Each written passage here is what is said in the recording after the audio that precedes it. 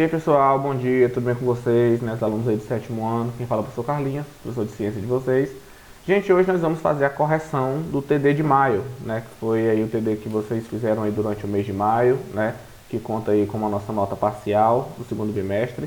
Então aqui eu vou fazer a correção com vocês, né, tanto para vocês verem as questões que vocês acertaram, né, e também para uma questão de conhecimento, né, porque para a gente poder fechar esse assunto. E aí a gente vai deixar logo o TD todo corrigidozinho para não ter mais dúvidas sobre esse conteúdo, tá bom? Lembrando que infelizmente nós tivemos 4 questões anuladas, né? Que foi sobre os quinidários, né? Que eu tinha colocado no TD, mas infelizmente não deu tempo para a gente ver, né? Porque a gente acabou gastando tempo com os outros conteúdos e eu também não iria correr, né? Teve aí... os conteúdos foram um pouco extensos e aí eu resolvi ir com mais calma e acabou que ficou um conteúdo de fora, mas não tem problema, já fica para o próximo TD, tá bom? Então vamos lá. A primeira questão foi uma questão sobre os poríferos, né? Foi o primeiro grupo de animal que nós estudamos, né? Os poríferos são os animais mais simples conhecidos. À primeira vista parece até uma rocha, né? Possuem as esponjas como principal representante. Então nós sabemos que os poríferos, né, também chamados de espongiários, são as esponjas do mar. Sobre os poríferos, responda. Qual a característica que faz os poríferos os seres mais simples? Gente, nós sabemos que os poríferos são os seres mais simples, por quê? Porque são animais que pertencem ao sub-reino do Parazoa, né? São parazoários, ou seja, são animais que não possuem tecidos, nem têm órgão e nem têm sistemas. Então as esponjas do mar, elas não têm tecido nervoso, elas não têm coração, não têm pulmão, não têm nenhum órgão, nenhum sistema, nenhum tecido, né? Por isso que eles são os animais mais simples do mundo, tá bom? Até deixar aqui para vocês, né? Por que eles são chamados de os animais mais simples? Por não possuem, não possuem tecidos, nem órgãos e nem sistemas, tá bom? Qual o significado do termo porífero? Nós vimos que são animais que possuem o corpo coberto de poros, né? Os poros são aqueles orifíciozinhos. Então, os poríferos são os animais que possuem o corpo coberto de poros, daí o nome poríferos, tá bom? Então essa foi a primeira questão.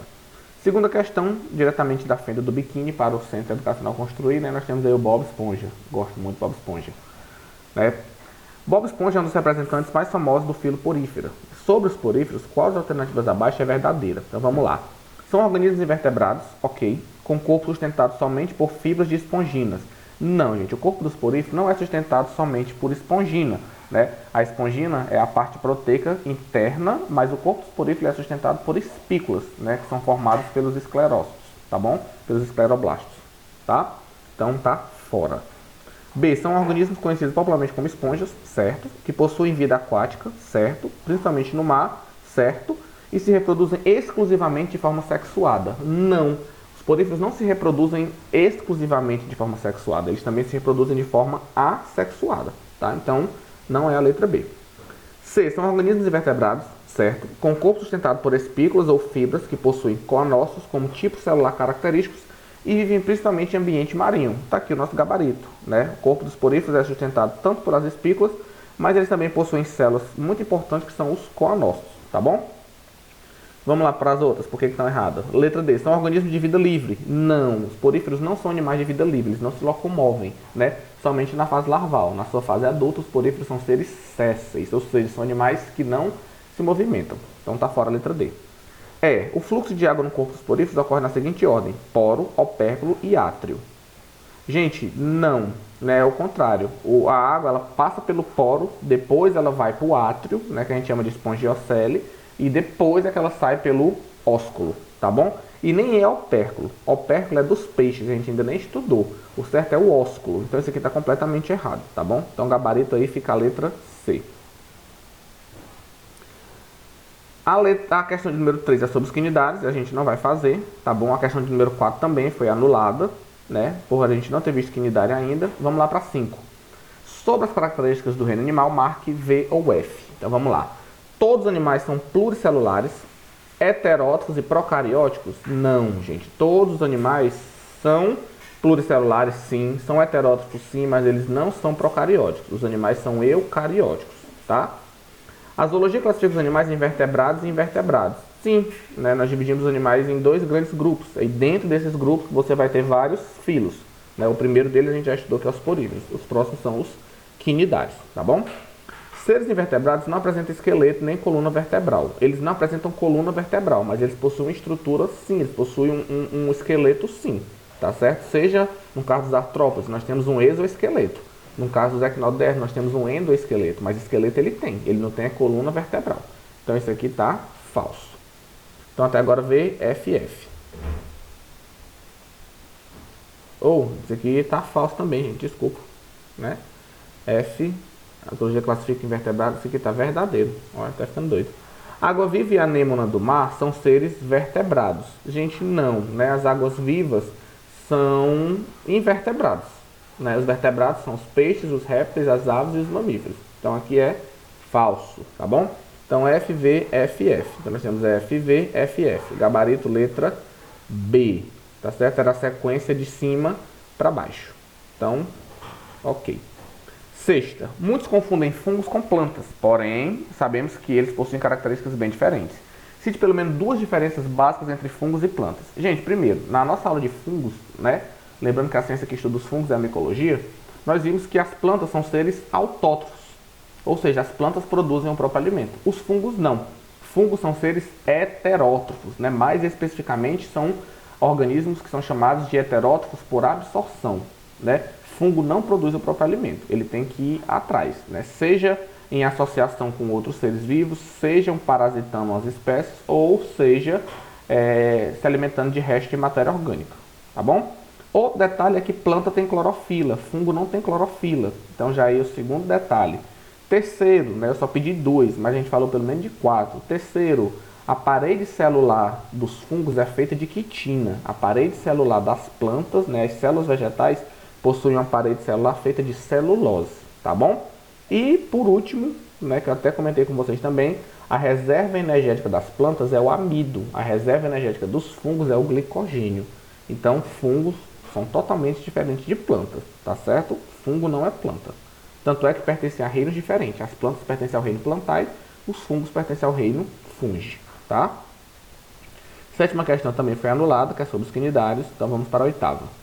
Assinale a afirmação, analise as afirmações abaixo sobre os fungos. Os fungos são seres uni- ou pluricelulares, heterótrofos por absorção e eucarióticos. Verdadeiro, né? Então a 1 aqui está verdadeiro. Ok. Então vou colocar aqui, ó, de vermelho. 1 está verdadeiro. 2. Os fungos podem formar associações com outros seres vivos. Exemplo disso são os líquens, que são formados por fungos junto com raízes de plantas.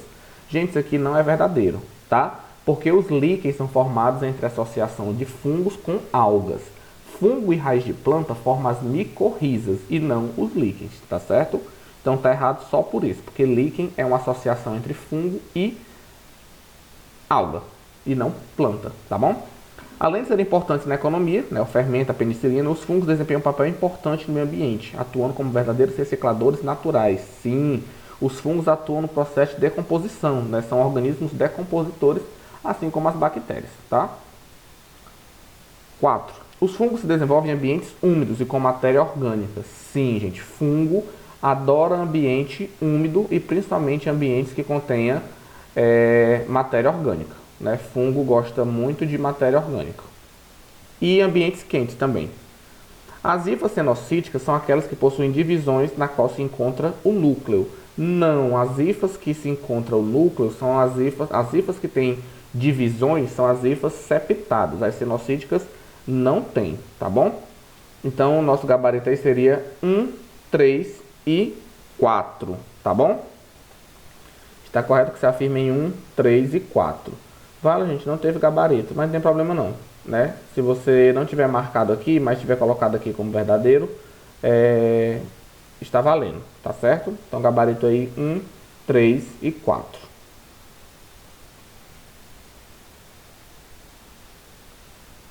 A nona questão também foi anulada, né? Porque a gente não estudou ainda sobre os quinidários. E aí vamos para a 10ª.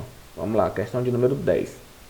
O corpo dos fungos pluricelulares é formado pelo micélio, que pode ser vegetativo ou reprodutivo. Nós temos dois tipos de micélio, né? Nós temos o micélio que fica por baixo do fungo, que é o micélio vegetativo, E nós temos o micélio que fica geralmente ali embaixo do chapeuzinho, né? No caso dos fungos que tem o chapeuzinho, né? Que pertence ao grupo dos basidiomycetos.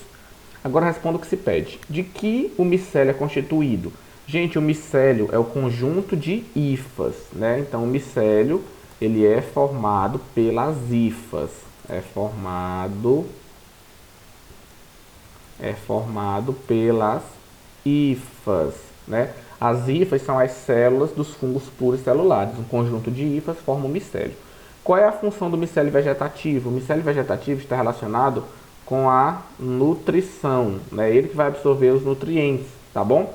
Nutrição e crescimento, né? Desenvolvimento do fungo, tá certo? A parte reprodutiva fica a critério do micélio reprodutivo, o nome já diz tudo. O micélio vegetativo tem as funções de nutrição e crescimento do fungo, tá bom? É através dessas hifas que ele vai absorver os nutrientes, tá certo? Lembrando que a digestão dos fungos é uma digestão extracelular. E por último, uma questãozinha extra aí, né? Que aí no caso vai contar como questão, já que nós anulamos 4, né? Como são chamadas as doenças causadas por fungos? Pessoal, as doenças causadas por fungos são chamadas de micoses, né? Porque a ciência que estuda os fungos é a micologia. Então, as micoses são as doenças causadas por fungos. Cite pelo menos 2 delas e fale sobre suas características. Então, você vai citar aí, nós falamos, por exemplo, o pé de atleta, né? Pé de atleta, que é a famosa frieira, né? Que é caracterizada por quê? Principalmente porque os atletas às vezes vão jogar bola, aí o pé fica suado e eles não enxugam direito, aí bota o sapato de novo, fica aquele ambiente úmido e quente, né? E aí é propício para os fungos se desenvolverem, né? E aí você tem uma coceira muito intensa, né? Que chega até às vezes de escamar a pele, tá bom? Então, pé de atleta é um exemplo e também a candidíase, né? Que é popularmente chamada de sapinho, né? Que são feridas que acontecem na região da boca. Também existe a candidíase que é por contato sexual, né? Que acomete os órgãos sexuais, que é um IST, mas também tem a candidíase que dá na região oral, né? Que é o popular chamado de sapinho, tá bom? Outro exemplo de micose também, nós temos a onicomicose, que é o fungo que afeta as unhas, tá bom? E nós temos também a tinea, né? A tinea é outro tipo de micose, tá bom? Então, as mais famosas que a gente comentou mais foi o pé de atleta e a candidíase, tá bom? Vou até colocar aqui a da unha também que nós falamos, que é a onicomicose, tá certo? Então, meus queridos, era isso. Espero que vocês tenham entendido. Espero que vocês tenham acertado, né? Principalmente aqueles que acertaram, conseguiram acertar todas as questões aí. Meus parabéns, né? Continue assim. Você que não conseguiu acertar todas, ainda errou alguma, vamos estudar mais, mas também não fique triste porque na próxima você vai ser melhor. E você que foi muito mal, estude, né? Estude para que na próxima prova você não venha ficar devendo um ponto, né? Assista as aulas direitinho, faça as anotações, é muito importante as anotações, porque você aprende mais quando você escreve, então faça seus resumos, né? Quando eu mando os slides, copie o conteúdo dos slides no seu caderno, que vai ajudar você bastante na hora de estudar. E estude com antecedência, né? Faça um cronograma, isso vale para todo mundo, tá bom? Então, gente, fechamos aqui o nosso TD de maio, tá certo? Aí na próxima semana, próxima aula, a gente já começa o nosso assunto novo, que é o nosso próximo grupo de animais, que são justamente os quinidários, né? Que a gente apareceu nesse TD, mas não deu tempo a gente ver, a gente vai estudá-los agora, tá bom? Então, até a próxima.